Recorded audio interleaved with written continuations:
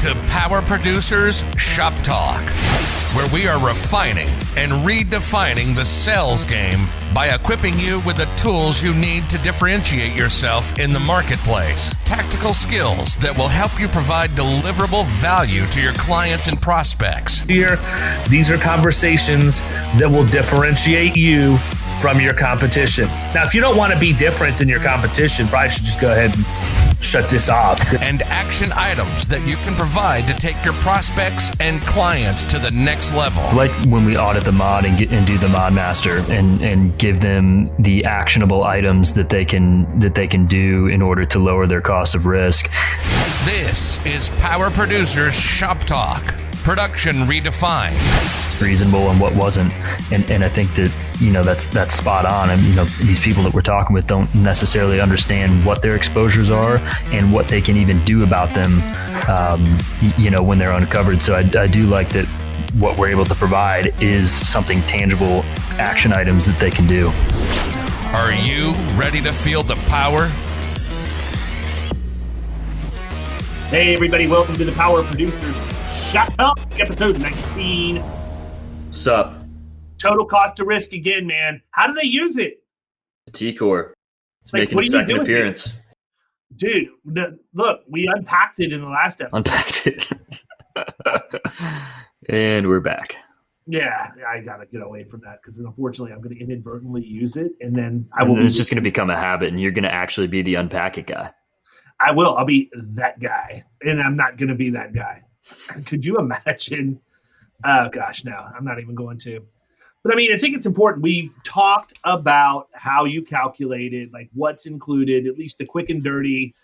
I want to use total cost to risk at the point of sale application version, right, as opposed to the Johnny Harvard and the tweets. Yeah, not the down to the dollar calculation of it, but just a generalization of what goes into it and how you can use it.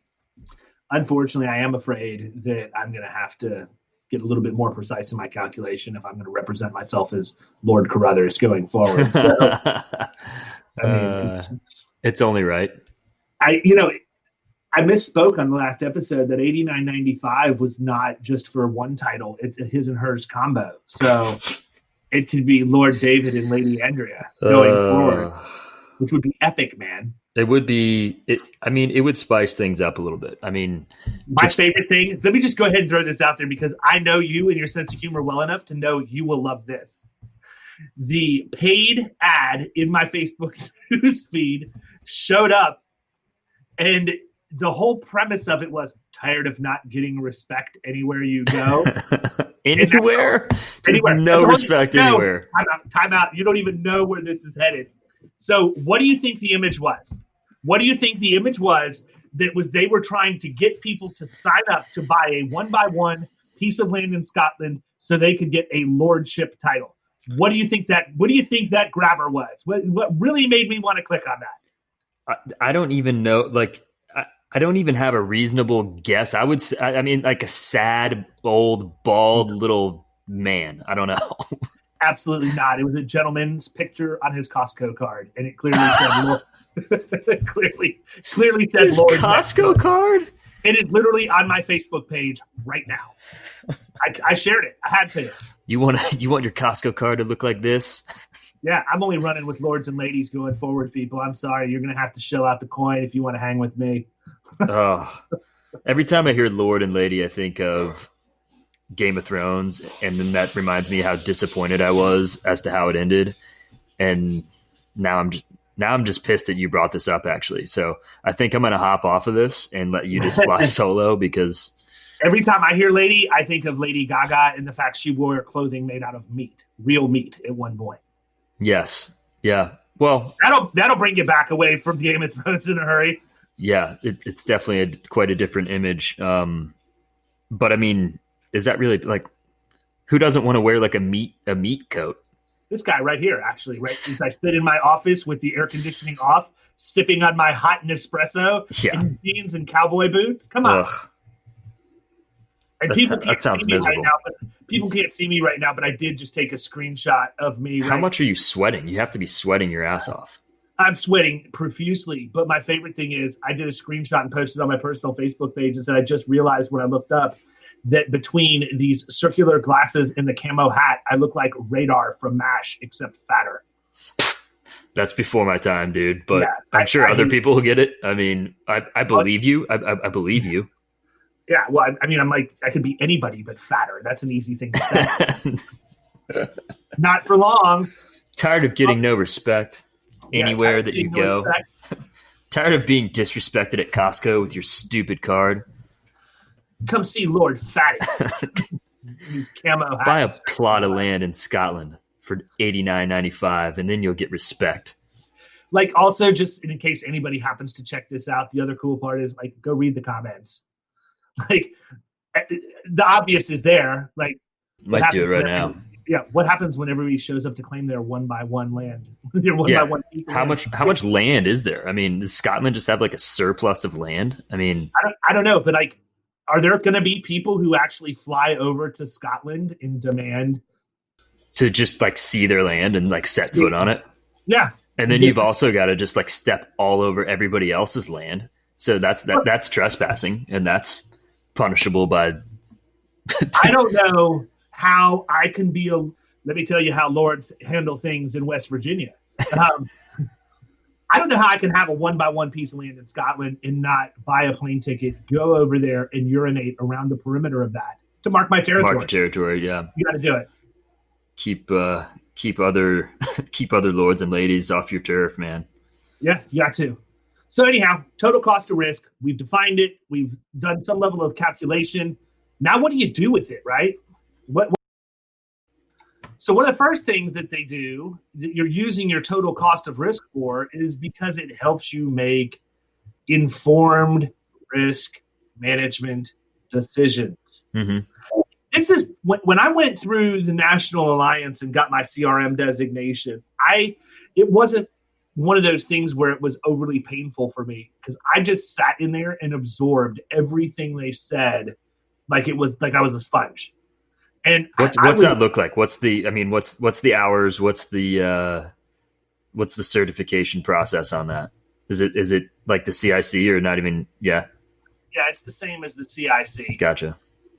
So now that we've actually calculated the total cost of risk to a certain degree and defined what components are in it, we got to talk to people about how companies use it and how they can relay to their clients, and prospects that they can use total cost of risk.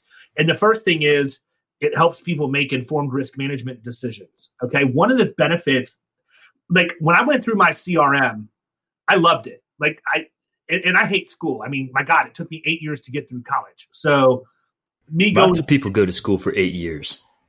Yeah, they're doctors. I get it. New guy puking in the corner. Anyhow, don't even start going down. Dude, I can't help it. Anytime I hear that, I just have to. You've officially lost me at this point, Lord Tommy. But anyhow, I actually absorbed everything like a sponge, man, because it was such a different approach. And the thing is, when you're going in there, I think over time now it's become more and more agents that are getting that designation because of the way that it plays with the CIC and the fact that you only have to take a total of 9 classes instead of 10 to get both designations because one of them will count for both. Interesting. But I just loved sitting there and listening to how companies would make decisions for risk management based off a total cost of risk and also running financial calculations like internal rate of return and all of those things. Now, I'm going to, look, making informed risk management decisions doesn't always mean that those are going to be good, right? And what I mean by that is I think everybody at this point knows the story of the Pinto, the Ford Pinto, right? And where it was a massive hazard because of the design and where the gas tank was placed. And literally, if somebody bumped your bumper, your car could explode from the. That's awesome. And Ford made the decision. How did that pass like make it to where it was a vehicle on the streets. Yeah, I wish I could tell you how that happened. So basically, they ran these numbers and they determined that it would be cheaper for them to leave the Pinto on the market and just take the gamble of paying out death claims than it would be for them to recall it. How is that even possible? Well, they knew their total cost of risk, Kyle, I guess, is what they figured out. But I mean, that's one example of people who are looking at, financial implications of risk management. A better one is if a company is looking to invest in like a risk management information system for some of the larger companies, which we're not even going to talk about because that doesn't even enter the realm of the accounts that we go after. Maybe in the upper middle market, you get into REMITs and all of that, but really like running the internal rate of return on an investment of money into a specific risk management initiative. So if they wanted to bring in a consulting group to work on industrial hygiene because they've had a number of claims that were resulting around something that would be impacted by that, they could take the dollar figure in, project what the decrease in losses would be year over year, take the current net present value of the current dollar spent and determine what the buyback period would be for them to break even on investing in that. So I know that sounds like really convoluted and crazy, and it's probably not something that we're ever going to see too much in the middle market stuff we play with, but just interesting to me to see that you can take this stuff and really make business decisions through using the things that are happening in total cost of risk. So making informed risk management decisions is one. The other thing is once you make those decisions, say you have an initiative that you're trying to launch or whatever, you got to be able to benchmark your progress. So if you know what your total cost of risk is, you can use that to benchmark your process, your progress in these things. And now you have something quantifiable that you can run with. Helping promote safety and risk management initiatives. If you know your total cost of risk, maybe it's okay for you to say, look, our total cost of risk is decreased by $300,000 over the course of the last 3 years. Put together some sort of contest or something. Yeah, we would really like to put together a risk management incentive plan. And I mean, listen, I'm a big, big fan of behavioral-based safety incentive plans. Like, I want people to know that we're going to reward them for doing the right things. And so, it's not expensive. It is far less expensive to put an incentive program in place where you reward the behaviors you want to see so that people replicate them. And then you redirect the behaviors you don't want to see. So what's the most creative one that you've seen? Didn't you have a story about one that somebody put in place? I do. And I think I've talked about it on the podcast before, but I don't remember. You've also talked about how you were in grocery stores on the podcast before. So. Yeah. Well, I mean, that was a good one. And I usually boil it down into a basic one, too. So, I mean, the best one we ever had was a group where they had, and I'm not going to go through the gory details of the story because it would take too long, but it was a manufacturing facility. They had issues. Mod escalated. The short story is the CEO owned it, said it's my fault. I'm going to change this. I'm going to drive the change, and hired us to go in and do what we needed to do to help him put those things in place. We put leadership and accountability programs in place for the mid-level management so that they owned the process as it rolled out. We improved communications between frontline employees and supervisors and the C-suite in the organization. And we put a safety incentive program in place. And it was cool because this guy's last name was Maxwell, and we created Maxwell Money. I mean, that's what we did. There it is. Yeah. And Maxwell Money was essentially monopoly money. Right. That had this guy's caricature on the cover of it or on the face of it. And he just carried around wads of Maxwell Money. He would go into the manufacturer. Making it rain on the floor. Making it rain. The only thing he was missing was Neo next to him. Awesome. But anyhow, he would go in at 3 a.m. He'd go in at midnight. He'd go in first part of the day, whatever. And his whole existence was going around and making sure that if he saw somebody wearing their personal protective equipment, or if they're working on a machine and they had properly done the lockout, tag out, or any of the stuff, he's hammering them with Maxwell Money. Did he take away money if somebody wasn't wearing PPE? No, we would redirect. We would have that conversation because we don't want to give them too much attention. I'll explain that in a minute. But he would give them this money, and at the end of the month, they could go to the HR department where they had their prize closet, and they could cash in their Maxwell money for gift cards to restaurants or the movies. Or how come we don't have a prize closet? I feel like we do have a prize closet. I feel like we should turn instead of your idea of the video recording in the back office there, that should be a prize closet. And I should get to drive down once a week and peruse the prize closet and just see what's in there, you know? I don't think you've been to Tampa since I've installed the second large black metal cabinet that is the prize closet. We have one right now. I haven't. I have not been down there. It has all of the T-shirts, all of the hats, the gummy bears, everything that I would consider to be a prize. True. I might randomly throw a gift card in there for you if that's what motivates you. But yeah, that's the deal, man. We do have the prize closet at this point. But I mean, you know, it worked really, really well. Now, the whole premise of catching people doing something right boils down to the book Whale Done by Ken Blanchard that took the SeaWorld trainers that train the killer whales at SeaWorld. And is killer whales politically correct, or do I have to call them orcas now? Because I think everybody calls them orcas because they were getting their feelings hurt over killer whales. I don't know. I hate people. Everyone just shut up. Just shut up. But anyhow, it was all around how they were training them. And the premise is that you give people attention and you reward them for the behaviors that you want to see so that they will replicate those. But you don't make a big deal about when they're not giving you the right behavior and they're doing the wrong thing. You just simply positively redirect them the way that you want them to go, because subconsciously your mind has you replicate those behaviors that get you attention. And so it's just like kids, man. You know, when your kids are misbehaving, like how many times do I have to say, cut it out, you two, to Ethan and Caroline? Like 10 times every night when they're wrestling, fighting, whatever. And then you sit back and look, it's like, well, that's because that's the only time I've interacted with them. So instead of me screaming at them to stop it, I just get on the floor and wrestle with them, and then it stops.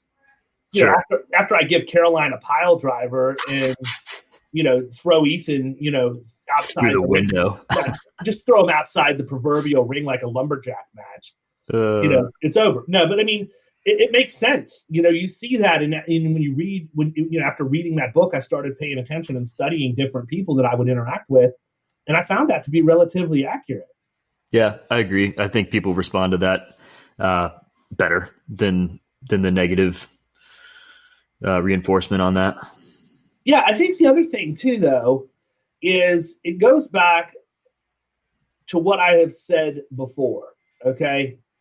If you want to go into a facility that's having problems and you want to drive change, people, by the way, if you've not taken notes about Lord and Lady and Tommy Boy and Radar from MASH and all of that other stuff, get your pencil out right now, because this is where you're going to have some change driven in how you approach things. And if you're already doing this, I'd like to reward you by saying, attaboy or attagirl, because we want to reward those positive behaviors. And if you're not, I'm going to positively redirect you by having you pull out your pencil and some paper, and I'm going to give you 3 things you can ask every single one of your clients or prospects that will definitely get their attention.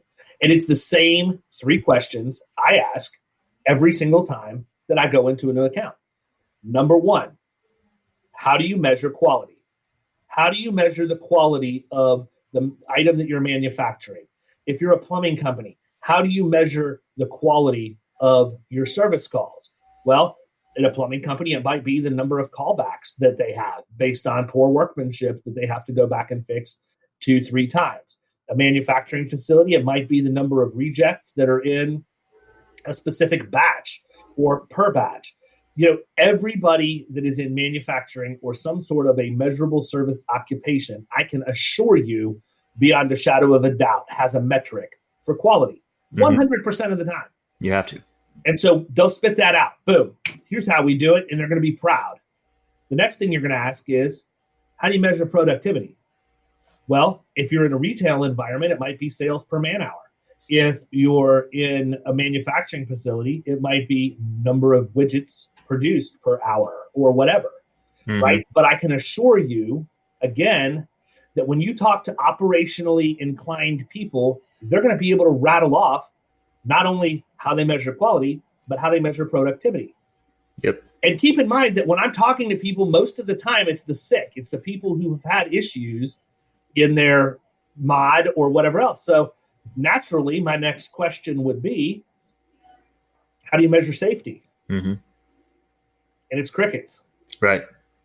Nobody has metrics, right? I feel, and I think we talked about this before too, but I feel like the common answer there is amount of injuries or frequency of injuries or claims. Yeah, you can measure frequency and severity. You can measure number of hours worked without claims, or whatever you choose, but nobody has a benchmark for that. Most of the time, people measure safety. They measure it by, oh crap, I just got my mod. It went up by 30 points. I'm in trouble now. Not good.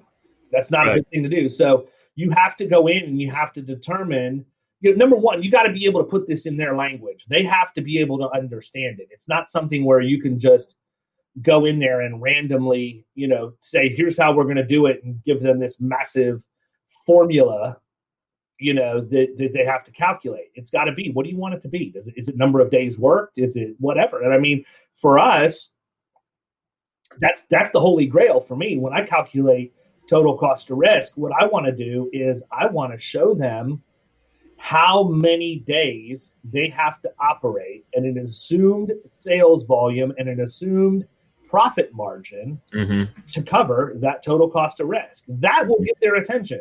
Yep. And so if you can go in and you can ask those three questions and you can translate it into language that they understand, then you're in the driver's seat at that point. Right. By a long shot.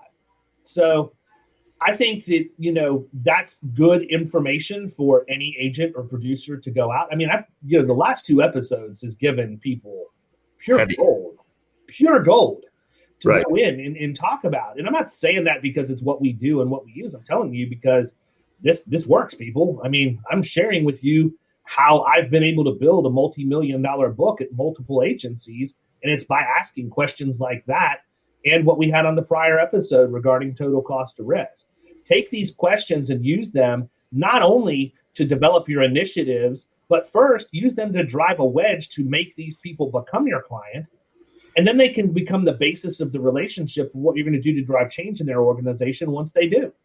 And I think what this shows too is it's not overly technical stuff. We're not getting deep in the weeds of insurance stuff. I mean, nothing really that we've talked about has been even insurance related other than we talked about the premiums, briefly because it's a portion of the total cost of risk. But these are all questions that you can ask to basically any prospect that you go into, and it's not industry specific. You can tweak it and make it fit whoever you're sitting there in front of.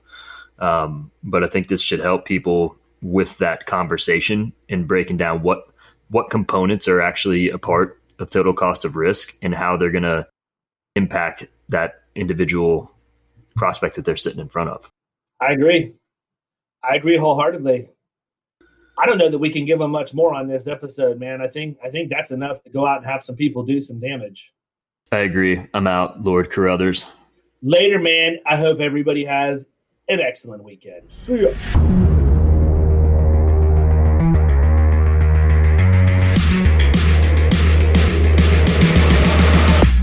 You've been listening to Power Producers Shop Talk. You can follow us at the Power Producers Podcast on Facebook and Instagram. And if you want to take your game to the next level, check out our commercial insurance training course at killingcommercial.com or visit Amazon to pick up a copy of our international best-selling book, The Extra 2 Minutes.